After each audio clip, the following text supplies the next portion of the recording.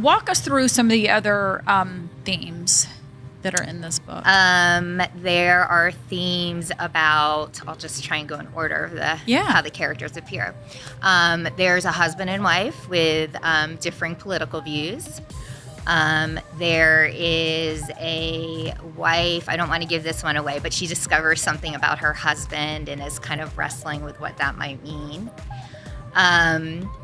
There is a mom whose older mother relocates to the city that this mom and her family live in, and she's trying to readjust to, all of a sudden, she hasn't lived near her mom since she left for college, and she's trying to readjust to having her mother back in her day-to-day life.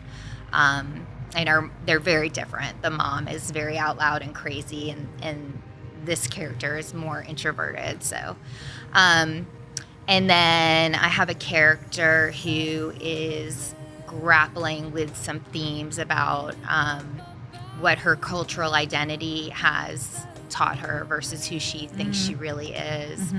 And then also another character who she was raised in the South and she's Jewish, and she kind of always has felt like she needed to kind of fade into the background and not like live out loud with her Jewishness, and is kind of grappling with issues around that. Yeah. So with this being your fourth book, I always love the process that writers go through. So what was your process? I am 100% a seat of your pants writer. Okay.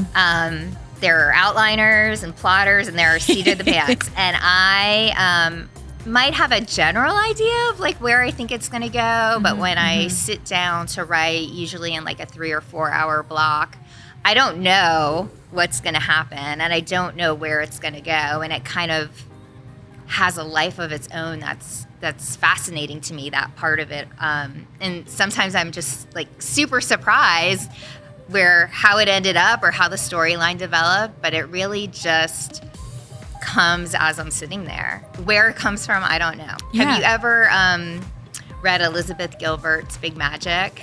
No, I haven't. Oh my God, this is like the best book. It's all about creativity and inspiration, and just honoring what's inside you, and that creativity is so good for your soul. And what happens, like the outcome, like I shouldn't sit down to write a book only if I think it could be a bestseller, and someone shouldn't paint a painting just because it's going to be in a gallery or whatever it is. Like, yeah.